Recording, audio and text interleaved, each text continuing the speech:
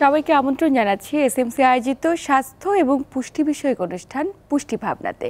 দর্শক, আপনাদের সাথে আছি আমি ডাক্তার অর্থি জোখরিফ এবং আমার সাথে আছেন দুইজন বিশেষ অতিথি।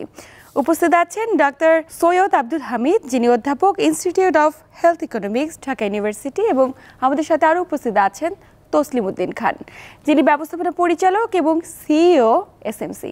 স্যার, দুজনকে স্বাগত আমাদের আজকের আয়োজনে। একজন স্বাস্থ্য অর্থনীতিবিদ হিসেবে বর্তমানে বাংলাদেশে স্বাস্থ্য ব্যয় এবং দারিদ্রতাকে স্যার আপনি কীভাবে দেখছেন? দেখুন, স্বাস্থ্য ব্যয়ের সাথে দারিদ্রতার একটা সরাসরি সম্পর্ক আছে। আমরা যদি বলি যে স্বাস্থ্যের ব্যয় কত এবং সেটার জন্য কী পরিমাণ আমাদের পকেট থেকে দিতে হচ্ছে আর কি, আমরা জানি যে সরকার স্বাস্থ্যের জন্য একটা ব্যয় করে, এর বাইরেও জনগণকে তাদের পকেট থেকে ব্যয় করতে হয়। সরকার যেটা ব্যয় করে সেটা হচ্ছে যে এই বছর যে বাজেটটা ছিল সেই বাজেটটা টোটাল বাজেটের 5.2%, মানে 5.2%। এটার পরিমাণটা হচ্ছে প্রায় 38,000 কোটি টাকা। কিন্তু জনগণ এই টাকা 3 গুণ বেশি টাকা খরচ করে। দ্যাট মিনস সরকার খরচ করে 23% এবং জনগণ খরচ করে হচ্ছে টোটাল আমাদের স্বাস্থ্য সেবার জন্য যে খরচ হয় তার প্রায় 69.5%। দ্যাট মিনস 68.5%, প্রায় 69%, মানে প্রায় 3 গুণ সরকারি ব্যয়ের তুলনায় আর কি। এবং এই ব্যয়টা করতে গিয়ে আপনি যে প্রশ্নটা করলেন, এই ব্যয়টা করতে গিয়ে অনেকেই কিন্তু দেখা যাচ্ছে যে দারিদ্র্য সীমার নিচে নেমে যাচ্ছে এবং সেই সংখ্যাটা প্রায় 5%-এর মতো। দ্যাট মিনস 5% পরিবার প্রতি বছর স্বাস্থ্যের জন্য খরচ করতে গিয়ে তারা কিন্তু দারিদ্র্য ছিল না, পভার্টি লাইনের উপরে ছিল, তারা কিন্তু দারিদ্র্য সীমার নিচে চলে যাচ্ছে। আর যারা দারিদ্র তারা কিন্তু আরও অতি দারিদ্র হচ্ছে এবং একটা অংশ কিন্তু ট্রিটমেন্ট নিতেই পাচ্ছে না এই স্বাস্থ্য ব্যয়ের জন্য।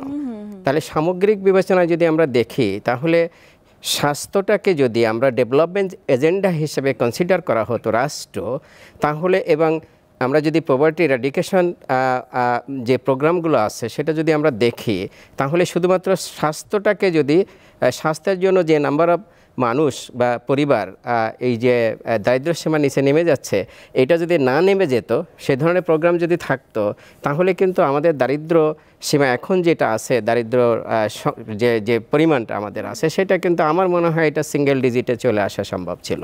কিন্তু আমাদের দুর্ভাগ্যের বিষয় হচ্ছে যে স্বাস্থ্যের যে ব্যয় বা স্বাস্থ্যের জন্য যে ইনভেস্টমেন্টটা, এটা আমরা ডেভেলপমেন্ট এজেন্ডা হিসেবে এখনও বিবেচনায় আনতে পারি নাই।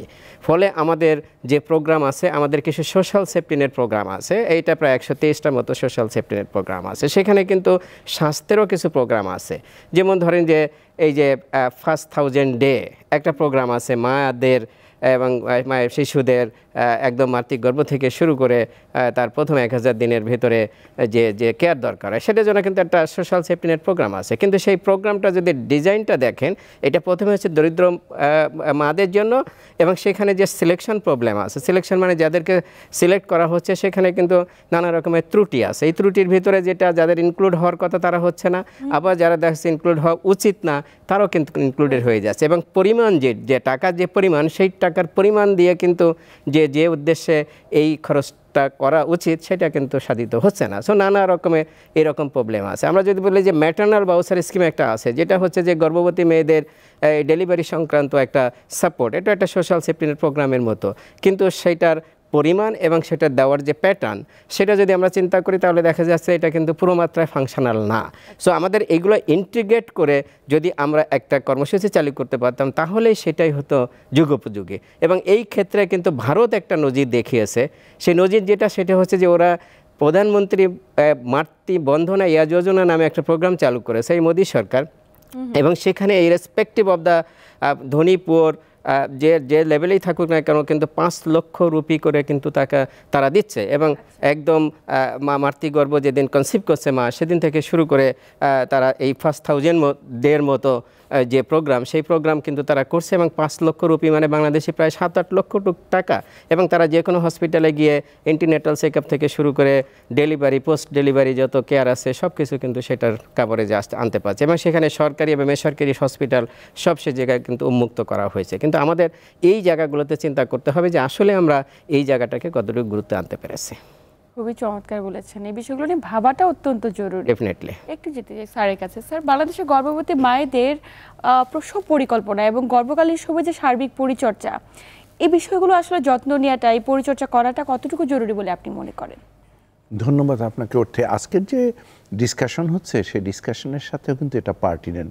আপনি হেলথ ইকোনমিক্সের যে বিষয়গুলি আছে, অর্থাৎ স্বাস্থ্য সম্পর্কিত যে ফিনান্সিয়াল বিষয়গুলো আছে সেগুলো কিন্তু দেখতে হবে। প্রফেসর হামিদ কিন্তু অত্যন্ত সুন্দরভাবে বললেন যে বাংলাদেশে প্রায় 69 পয়েন্ট সামথিং আর 70% মতো আউট অফ পকেট, এটাকে বলি expenditure. Out of pocket expenditure মানে হলো আমার নিজের পকেট থেকে খরচ করতে হবে, আর রেস্ট আপনার সরকারি ব্যবস্থাপনায় হয়। তো এই যে আউট অফ পকেট এক্সপেন্ডিচার, এটা করতে গেলে তো ফিনান্সিয়াল একটা হলো এটার জন্য একটা পরিকল্পনা দরকার, তা না হলে পারিবারিকভাবে আর্থিক ব্যবস্থাপনা ঠিক মতো হবে না, এবং যেটা উনি বললেন যে দরিদ্র সীমার নিচে চলে যায় ওই পরিবারটা, এরকম অনেক এক্সাম্পল আছে এবং এটা হয়। ঠিক প্রেগনেন্সি কেয়ারের ক্ষেত্রেও কিন্তু যখন একজন মা প্রেগনেন্ট হলো, তো তাকে কিন্তু বেশ কিছু পরিকল্পনার মধ্যে যেতে হবে। তার যে সুষম খাবার, এটা যাতে পরিবারের অন্য সদস্য, এটা তো সে একা নিশ্চিত করতে পারবে না, অন্য সদস্যদের সহায়তা দিতে হয়, সেইটা একটা দিক। তার সুষম খাবারের ব্যবস্থা করতে হবে। সেকেন্ড যেটা হলো যে তার জন্য কিন্তু কিছু টাকা পয়সা সংগ্রহ করতে হবে, এবং সে টাকা পয়সা আলাদা করে এই তার যে ডেলিভারি এবং তার যে শুশ্রূষা, এজন্য কিন্তু রেখে দিতে হবে। এটা বাংলাদেশে খুব একটা করে না, কারণ যারা পোভার্টি লেভেলের খুবই কাছাকাছি রয়েছে অথবা নিচে রয়েছে, তাদের জন্য খুবই দুরূহ এই টাকাটা, কিন্তু এটা করতে হবে। এটা না করলে দেখা যায় যে সমস্যা আরও বেশি হয়, সেটা একটা দিক রয়েছে। আরেকটা দিক হলো ওই যে প্রেগনেন্ট মা, তাকে নিয়ে আমরা সার্ভিস ডেলিভারি সেন্টারে যাওয়া, সেটা কিন্তু নিয়মিত করতে হবে। কারণ আমরা একটা প্রেগনেন্ট মাকে কমপক্ষে 4 বার আমরা বলি এএনসি সার্ভিস দিতে হবে। শুধু তো এএনসি সার্ভিস না, সেখানে আরও চিন্তাভাবনা করতে হবে। ফর এক্সাম্পল, এএনসি সার্ভিস আমি দিলাম, অর্থাৎ অ্যান্টিনেটাল কেয়ার, যেটা প্রসব পূর্ব সেবা, তার সাথে সাথে যদি এই প্যাকেজের মধ্যে না হয়, তাহলে একটু তার একটা অন্ততপক্ষে প্রেগনেন্সিকালীন সময় আল্ট্রাসাউন্ড করা কিন্তু খুব দরকার। তার ব্লাড গ্রুপটা যদি না জানা থাকে, সেটা জানা কিন্তু খুব দরকার। 2-1 জন যারা ব্লাড দিতে পারবে, আত্মীয় স্বজনের মধ্যে সেম গ্রুপে আছে, সেটাও কিন্তু একটু জেনে রাখা দরকার। তো এইগুলো যদি করে, তাহলে এবং ফাইনালি গিয়া ওই মাকে কোন সেন্টারে ডেলিভারি করবে, সেটাও কিন্তু খুব ইম্পর্টেন্ট। পূর্ব পরিকল্পনা করাটা খুব, এটা পূর্ব পরিকল্পনা করতে হবে এবং সেন্টারে নিয়ে যেতে হবে। আমরা চাই বাংলাদেশে 100টি প্রেগনেন্ট মার মধ্যে 100টি প্রেগনেন্ট মাই ইউনিভার্সাল হোক, যে তারা সেন্টারে গিয়ে ডেলিভারি করে। এই বিষয়গুলোকে সবসময়